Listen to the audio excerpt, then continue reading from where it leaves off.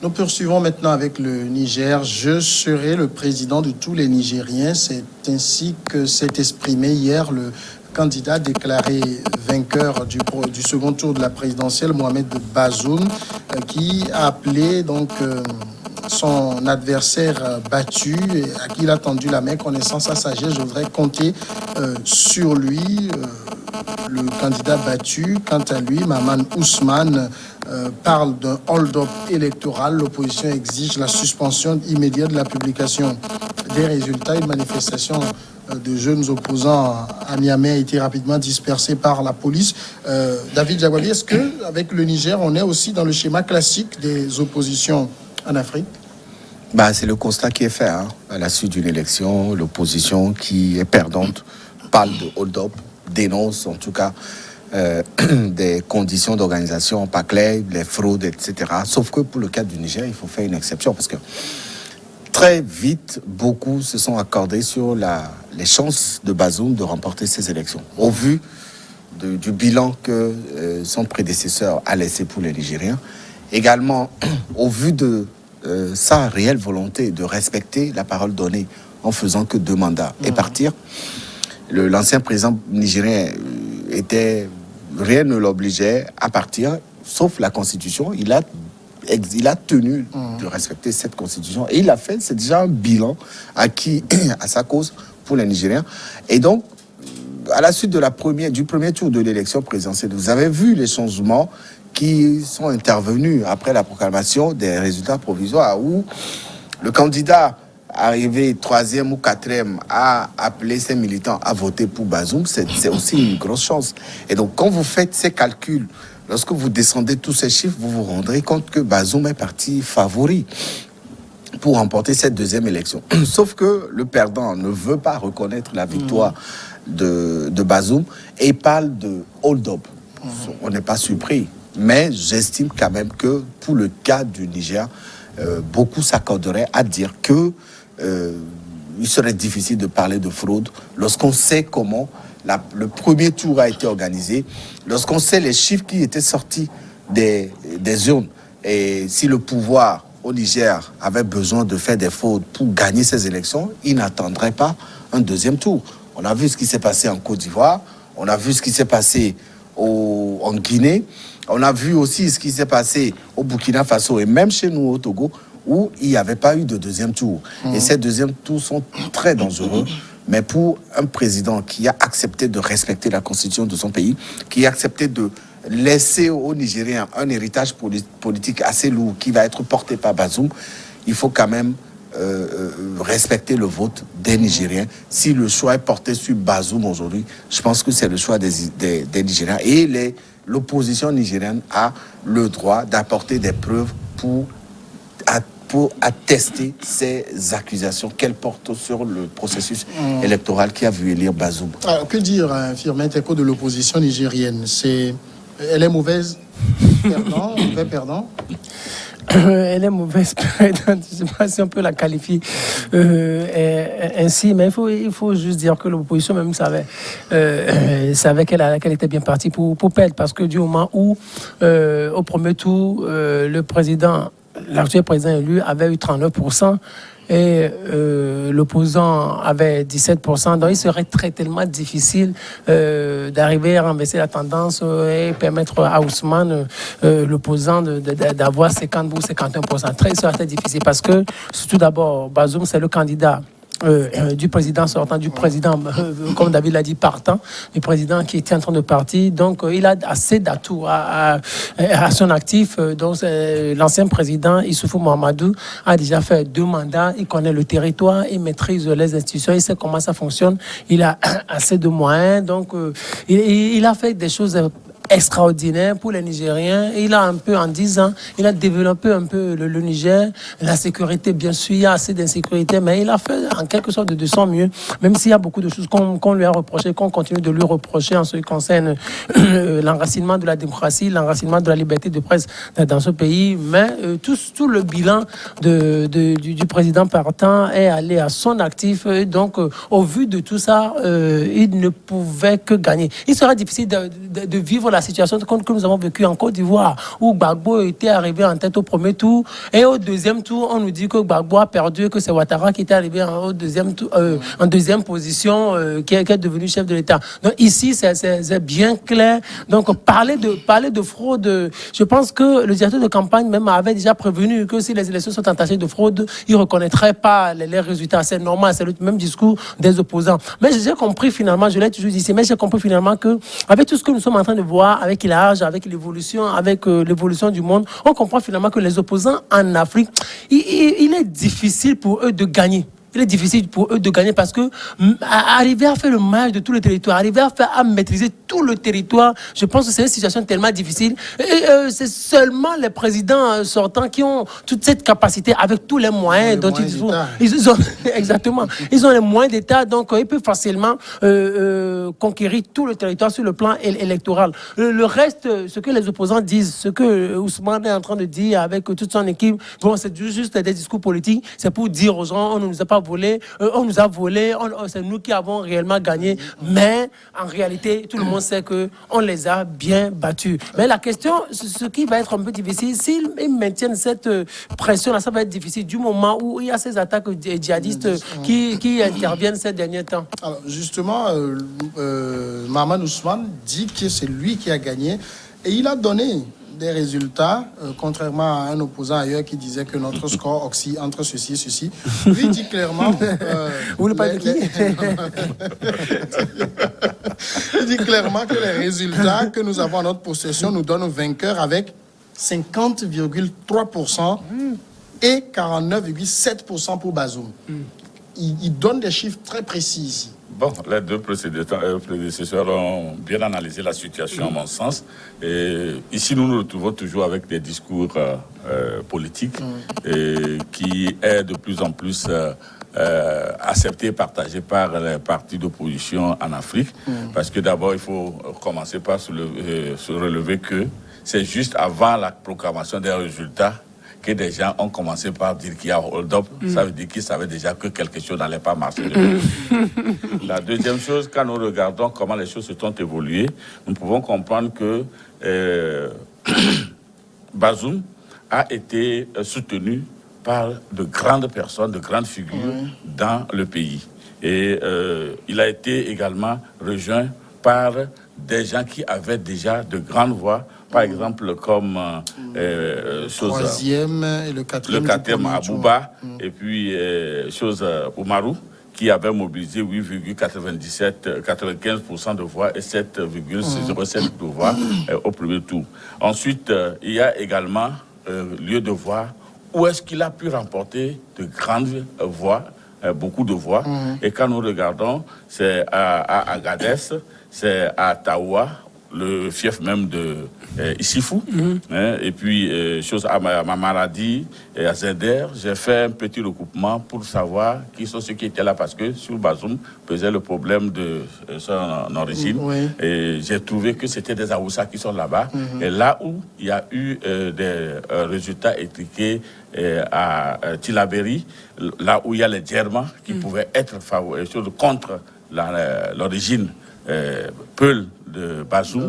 Vous voyez, les résultats étaient plutôt mitigés là-bas, ce qui suppose que nous pouvons continuer par dire que d'abord la lecture là nous donne à croire que les partis d'opposition se focalisent souvent dans les capitales. Ils ne comptent pas sur les populations à l'intérieur, et les partis au pouvoir ont les capacités de pouvoir aller jusqu'à ces hameaux les plus reculés pour aller racler un peu certaines voix dont la somme leur donne déjà un montant et un accord déjà élevé. La deuxième chose, c'est que au-delà de cela, quand vous regardez, vous lisez un peu, vous allez voir que jusque-là, les votes en Afrique sont focalisés sur des ethnies ou des fraternités, des confrénités, parce que les Aoussa, Issifou lui-même étant un peu à Oussa. Donc ça veut dire que eux tous ont voté parce que c'est leur personne, c'est leur...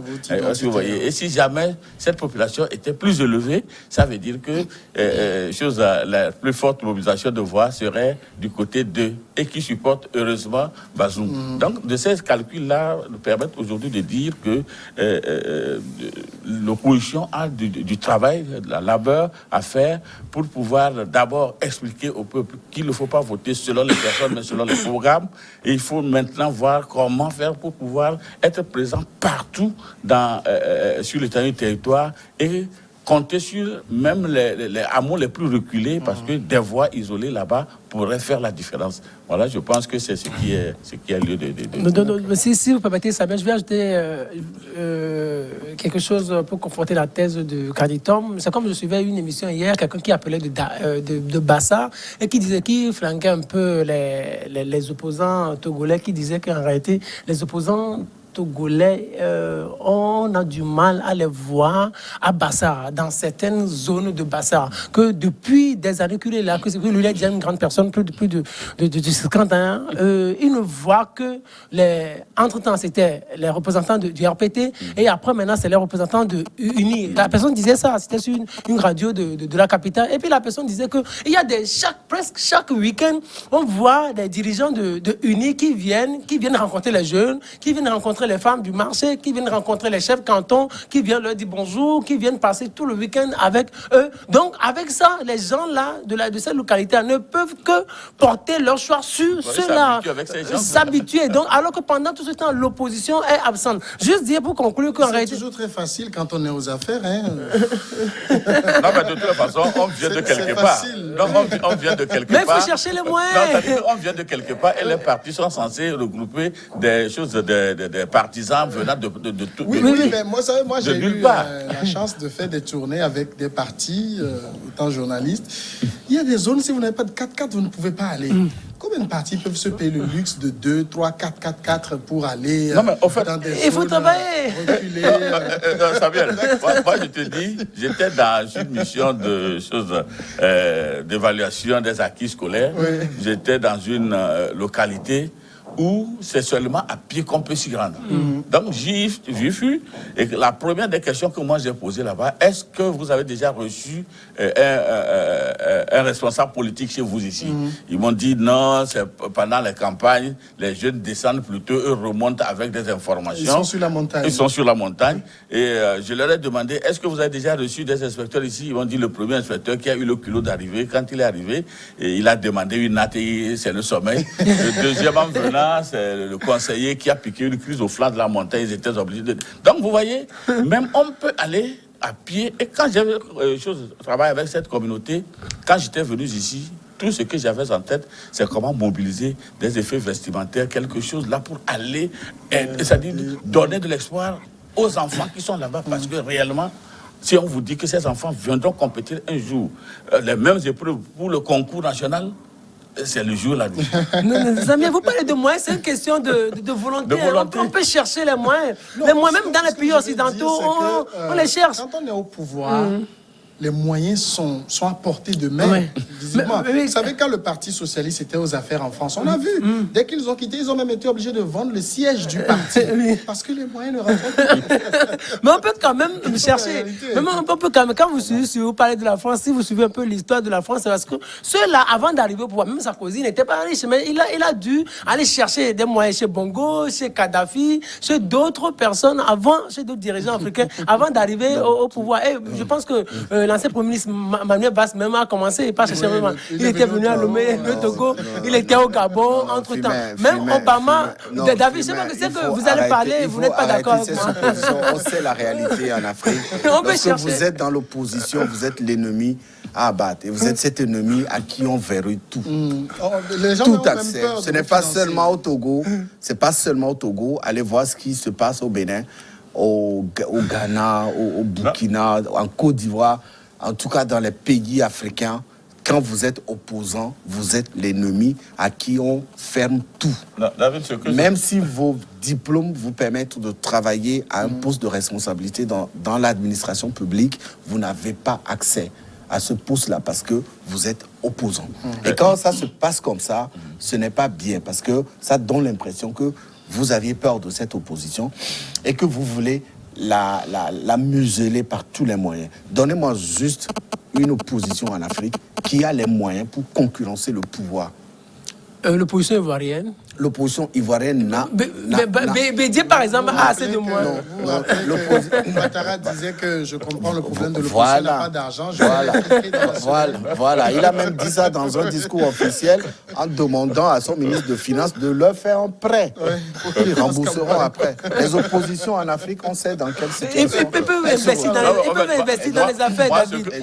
Moi, ce que je voudrais faire constater, c'est que si même, quand bien même l'opposition en Afrique n'a pas de moyens financiers, ils ont le discours qui porte.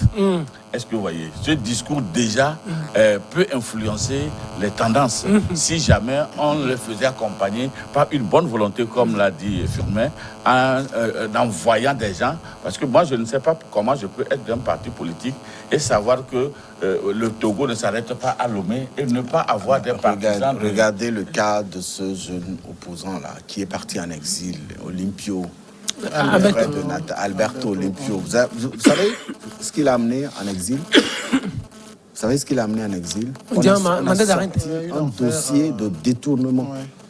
On parle de 6 milliards, quelque chose comme ça. Mais quand vous avez des traitements qui sont réservés à votre opposition dans votre pays, comment vous voulez que cette opposition ait les moyens pour aller dans les hameaux les plus reculés? Ce n'est pas une question seulement de volonté, mais c'est une question de moyens. C'est un problème de ramification. Et quand on vous dit que le gouvernement doit financer les activités des partis de l'opposition et que ce gouvernement refuse de sortir l'argent, on dit pour aller aux élections présidentielles, vous devez payer une caution. Vous avez 5%, l'État, le gouvernement vous retourne la totalité de votre caution. On finit les élections, le gouvernement ne remet pas la caution au candidat qui a eu plus de 5%. La trouvaille maintenant, c'est que même les frais de campagne sont donnés après l'élection. Mais comment vous voulez que cette opposition ait les moyens d'aller voir? Oui, on va revenir au Libère.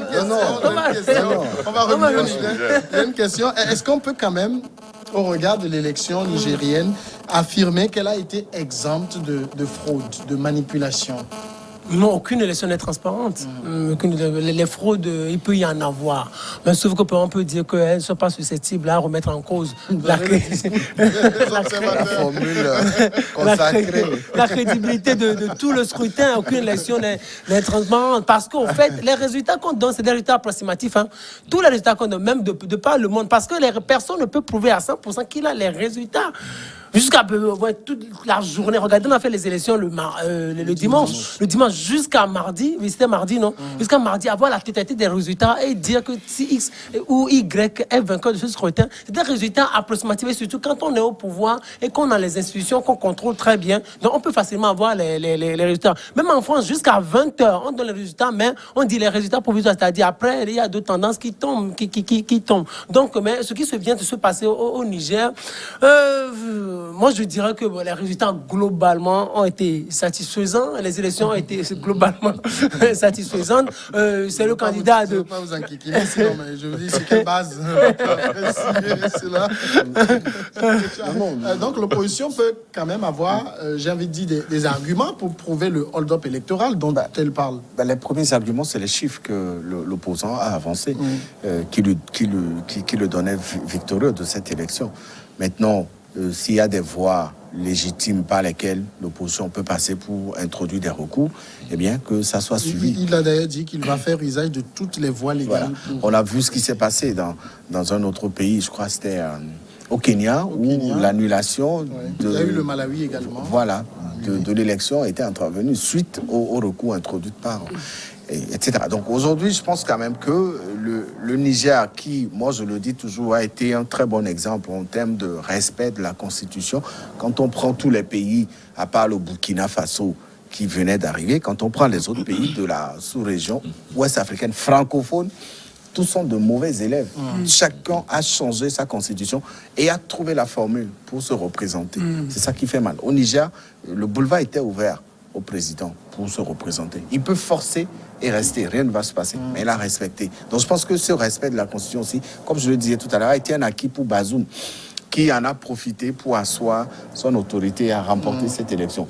Maintenant, au lieu que les Nigériens ou l'opposition ou les militants de l'opposition se jettent dans la violence comme ça, c'est fait remarquer depuis hier. Je crois que la meilleure option, c'est d'aller vers des recours légitimes, comme c'est dit dans la Constitution, et espérer peut-être que la Cour constitutionnelle nigérienne prendra en considération ces revendications pour peut-être situer chacune des parties. Bon, je voudrais enchaîner en disant que Maman Ousmane lui-même devrait se reprocher quelque chose parce que depuis qu'il a été évincé de son pouvoir, il a tenté 3 fois son retour de façon infructueuse, ce qui suppose qu'il est reconnu d'une manière donnée et que la population ne lui accorde pas tellement de crédit.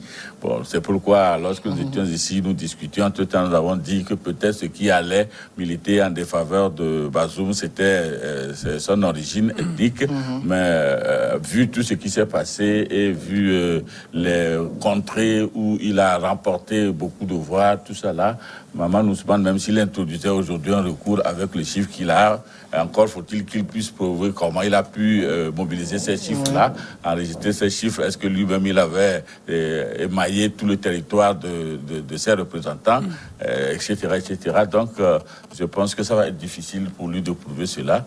Ce que je voudrais peut-être dire ici, c'est que vraiment en Afrique, on cesse à un moment donné de pouvoir tenir des discours qui divisent, qui fragilisent notre continent, parce que le Niger n'est pas dans de beaux draps économiques et puis sécuritaires, pour qu'on continue par trouver des motifs, collecter des motifs qui vont encore brûler ce pays.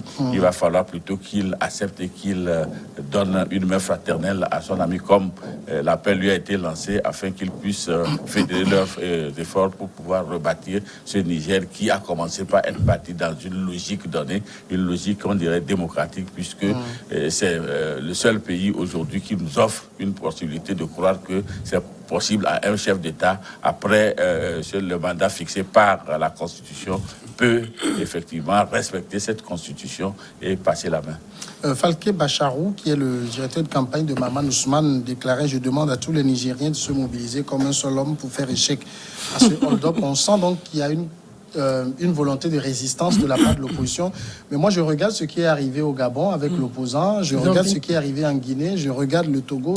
J'ai envie de dire, on va s'agiter un peu et puis se calmer après. Oui, exactement, on va s'agiter un peu. La preuve, les Ivoiriens se sont bien agités et puis on les a calmés avec une petite rencontre entre Bédier et Ouattara, et puis c'est fini, on est passé à autre chose et on ne peut pas même les législatives. Au Togo aussi, mais c'est au Togo la contestation continue, mais l'opposant en question même est quelque part, on sait, peut-être dans un champ de maïs, c'est ce qu'on nous dit. Au Gabon, c'est Jean-Ping. Au Gabon, ça a été Jean-Ping. Mais avec Bongo et le soutien de la France, il n'a pu rien faire. Aujourd'hui, entre-temps, tout récemment, c'était l'année passée, en 2019, le président Macron était descendu au Niger. Il était arrivé au Niger. Donc, le Niger joue un rôle important dans la lutte, dans le G5 Sahel, dans la lutte contre le terrorisme dans la zone ouest africaine. Donc, le Niger a besoin, ou à l'appui de la France dans cette élection-là, même avant que Mahamadou Issoufou ne se prononce ou ne déclare son défunt candidat, il a dû peut-être avoir l'appui de la France, de la communauté internationale, et puis on lui a dit: monsieur, tu peux partir, donc de ton pouvoir, toujours notre soutien. Donc, ce qui va se passer aujourd'hui, l'opposition peut crier 2 ou 3 jours, mais ils n'iront pas loin. Le directeur de campagne, le président,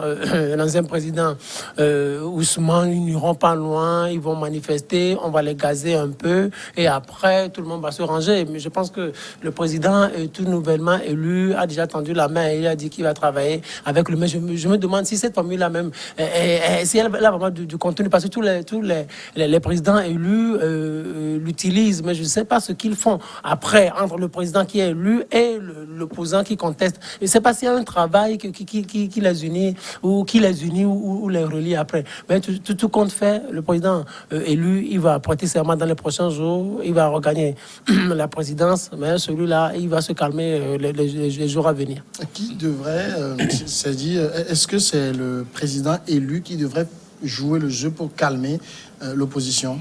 Bah oui, puisque c'est lui qui est élu, c'est lui qui va diriger. Il n'aimerait pas diriger un pays sous tension politique avec des manifestations et tout ça. Il doit préserver son pouvoir afin qu'il ne soit pas déstabilisé.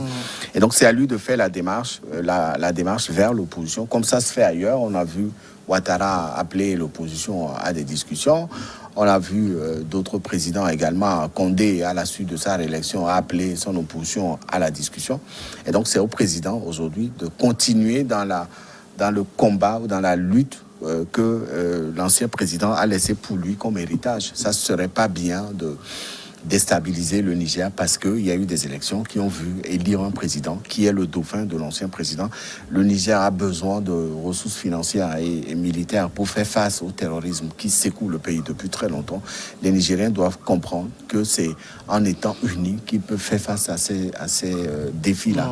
En restant divisés, l'ennemi peut rentrer au sein de la population et s'attaquer à cette population qui a besoin aujourd'hui d'être protégée. Ouais, je voudrais aussi ajouter un tout petit peu, qui va peut-être engager une certaine réflexion, c'est de voir quelle est la perception que les perdants des élections font de la perte même de ces élections. S'ils le trouvent en termes de fragilité, de faiblesse, et ils voudront nécessairement intenter des actions pour montrer qu'au-delà de ça, ils ne sont pas tellement faibles et qu'ils peuvent également, et d'habitude, on a recours à des activités, des actions qui nuisent plus le pays.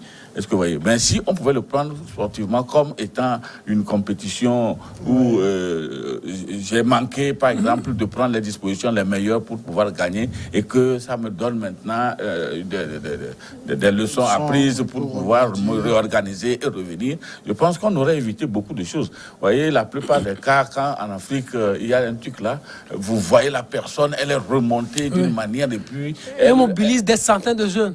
Voilà, donc elle appelle à tous les démons pour venir dévaster ce qui est afin de pouvoir trouver les moyens de s'afficher, de se confirmer.